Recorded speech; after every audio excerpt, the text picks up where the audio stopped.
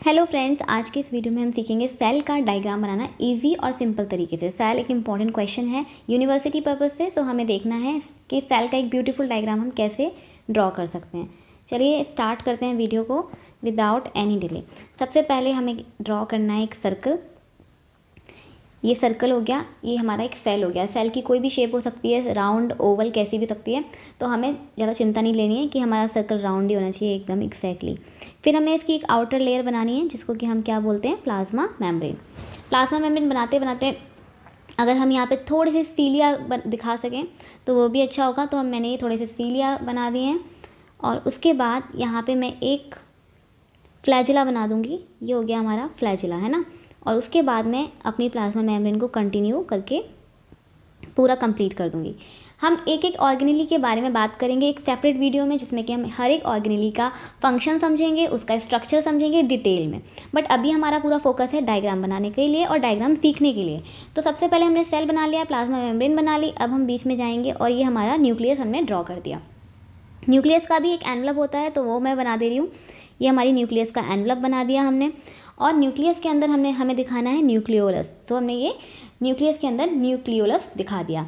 अब मैं बनाऊंगी एंडोप्लाज्मिक रेटिकुलम। तो जिसके लिए हमें कुछ इस तरीके से स्ट्रक्चर ड्रॉ करते जाना है। रफली किसी भी तरीके से इसकी कोई शेप नहीं होगी पर्टिकुलर कि आप किसी भी शेप में बनाएं, बस बनाने का तरीका ईजी है। तो इस तरीके से आप इसको बना सकते हो, ठीक है। ये इस तरीके से मैं थोड़ा सा और बना दे रही हूँ। ये हो गई हमारी एंडोप्लाज्मिक रेटिकुलम। अब क्योंकि एंडोप्लाज्मिक रेटिकुलम दो तरह की होती है, तो इसीलिए हमें इधर थोड़े से राइबोसोम्स दिखा दूंगी, जिससे कि पता चल जाएगा कि ये मैंने क्या बनाया है, रफ एंडोप्लाज्मिक रेटिकुलम बनाया है। और जहाँ राइबोसोम नहीं है वो हमारी हो जाएगी स्मूथ एंडोप्लाज्मिक रेटिकुलम। तो ये वाली जो मैं बनाती जा रही हूँ ये हो गई हमारी रफ एंडोप्लाज्मिक रेटिकुलम, ठीक है। अब हम बनाएंगे माइटोकॉन्ड्रिया। माइटोकॉन्ड्रिया बनाने के लिए एक छोटा सा सी और उसके नीचे एक बड़ा सा सी, और इस दोनों को कनेक्ट कर देंगे। दोनों को कनेक्ट करने के बाद अंदर में इस तरीके से शेप देते देते राउंड करते करते इस पूरी लेयर को ऐसे मिला दूंगी। तो ये इंटरनल मेम्ब्रेन बन जाएगी और आउटर मेम्ब्रेन, ठीक है। तो मैंने माइटोकॉन्ड्रिया भी शो कर दिया अपने सेल में। अब मुझे बनाना है गोल्गी बॉडी। तो गोल्गी बॉडी बनाने के लिए न्यूक्लियस के पास ही मैं जाऊँगी।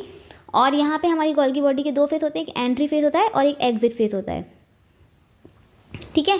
सो हमें क्या करना है, एक सी हमने ये वाला सी बना दिया और एक हमने ये वाला सी बना दिया, ठीक है।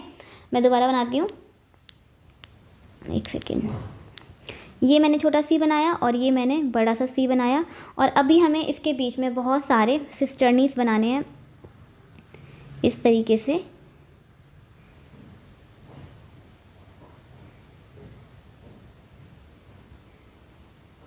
ठीक है। सो ये हमारी हो गई गोल्गी बॉडी। और अब मुझे बनाने हैं कुछ राइबोसोम्स। तो मैंने ये फ्री राइबोसोम्स हैं जो मेरे सेल में पड़े हुए हैं, ये मैंने फ्री राइबोसोम्स दिखा दिए। और अब मैं दिखाऊंगी लाइसोसोम्स, जो कि सुसाइडल बैग होता है सेल का। तो ये सुसाइडल बैग है क्यों, क्योंकि इसके अंदर ऐसे एंजाइम्स पाए जाते हैं जो डाइजेस्टिव एंजाइम्स होते हैं और ज़रूरत पड़ने पर ये पूरा का पूरे सेल को भी खा सकते हैं। तो that is why in lysosomes को सुसाइडल बैग भी बोलते हैं। नेक्स्ट मैं दिखाना चाहूँगी प्रोटियोसोम। तो प्रोटियोसोम क्या होता है, ये टिनी बैरल शेप्ड होता है, इस तरीके का बैरल शेप, मतलब ये बाल्टी टाइप का, थोड़ा सा ग्लास टाइप का, ये मैंने बना दिया प्रोटियोसोम। ये सिर्फ एक नहीं होगा, ये बहुत सारे होंगे, जाहिर सी बात है। बट हमने हर एक ऑर्गेनेली बनानी है और ज़्यादा हौच पौच भी नहीं करना है डायग्राम में, तो हमने एक बना दिया प्रोटियोसोम।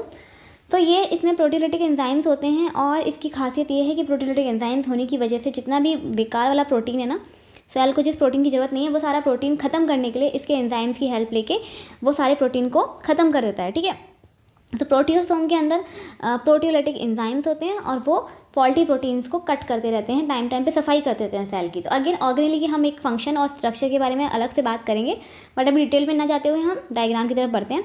तो माइटोकॉन्ड्रिया मैंने एक बना दिया है, बट होते तो बहुत सारे हैं, डिपेंड करता है। अगर किसी सेल के पास ज़्यादा काम है, उसको ज़्यादा एनर्जी चाहिए, तो उसके पास काफ़ी सारे माइटोकॉन्ड्रिया होंगे। बट अगेन हमें अपने सेल को ज़्यादा हौच पौच ना करते हुए सारी चीज़ें दिखानी है। तो मैंने 2 माइटोकॉन्ड्रिया बना दिए हैं, which is enough I think. Cilia हो गया, फ्लैजिला हो गया, प्रोटियोसोम हो गया, लाइसोसोम हो गया, स्मूथ ईआर हो गया, रफ ईआर हो गया, ठीक है। पेरोक्सीसोम दिखा सकते हो। पेरोक्सीसोम्स भी ऑक्सीडेटिव एंजाइम्स होते हैं इनके अंदर, तो इनका भी काम एक तरीके का ऑक्सीडेटिव एंजाइम्स होने की वजह से इनका काम होता है ऑक्सीडाइज करना अमीनो एसिड्स को, फैटी एसिड को, और डिटॉक्सिफिकेशन करना हार्मफुल सब्सटेंसेस का। सो हमने प्रोटियोसोम दिखा दिए। लाइसोसोम्स और प्रोटियोसोम की शक्ल लगभग एक जैसी हो गई है, थोड़ा साइज ऊपर नीचे कर सकते हैं हम, वो चल जाएगा, ठीक है। फिर अब हमने और क्या दिखाना है, पेरोक्सीसोम्स हो गए, ठीक है। सो इनफ है, आई थिंक मेरे ख्याल से इतना कुछ दिखा दिया है हमने। अब हम इसकी लेबलिंग करते हैं।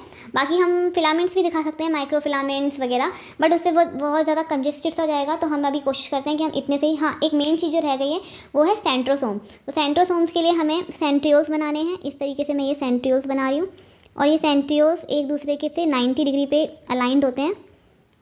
तो ये दूसरा हो गया सेंट्रियोल, और इसके आसपास ये पेरीसेंट्रियोलर मटेरियल होता है। तो ये हो गया पेरीसेंट्रियोलर मटेरियल, और ये हो गया हमारा सेंट्रोसोम, ठीक है। तो अब हम लेबलिंग करेंगे अपने सेल के डायग्राम की। ये हो गया हमारा फ्लैजिला। फ्लैजिला का ओनली एग्जाम्पल जो ह्यूमन बॉडी में है वो स्पर्म का टेल है। फिर ये हो गई हमारी सीलिया, ये हो गई हमारी प्लाज्मा मेम्ब्रेन, ये हो गए हमारे mitochondria which is also known as powerhouse of cell, ये हो गया हमारा प्रोटियोसोम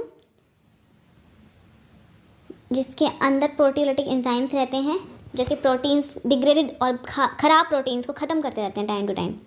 ये हमने क्या बनाए थे, पेरोक्सीसोम्स, जिनके अंदर ऑक्सीडेटिव एंजाइम्स होते हैं।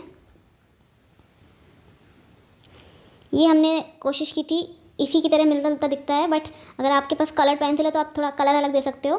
तो ये हमने लाइसोसोम्स दिखाने की कोशिश की थी। ये हमारा गोल्गी अपैरेटस हो गया, या गोल्गी बॉडी बोलते हैं, ये वो हो गया, ठीक है। ये हो गया हमारा सेंट्रोसोम, ओके। ये हो गई हमारी स्मूथ एंडोप्लाज्मिक रेटिकुलम, और ये हो गया हमारा न्यूक्लियर एनवलप, ठीक है। ये हो गया हमारा न्यूक्लियोलस,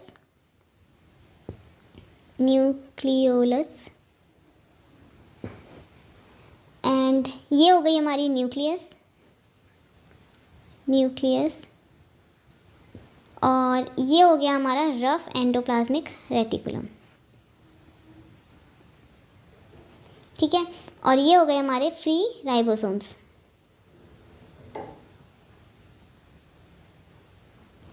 तो हमने सारी सेल ऑर्गेनेलीज रिप्रेजेंट कर दी हैं, और ये हमारा ब्यूटीफुल सा नीट एंड क्लीन डायग्राम तैयार है सेल का बनके। आई होप ये वीडियो आपके लिए हेल्पफुल रहा होगा।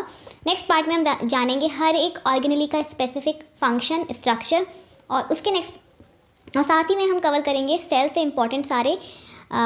से रिलेटेड सारे इंपॉर्टेंट क्वेश्चंस जो कि एग्जाम्स पर्पस से, कॉम्पिटिटिव एग्जाम पर्पस से इंपॉर्टेंट है। ओके, सो मिलते हैं नेक्स्ट वीडियो में।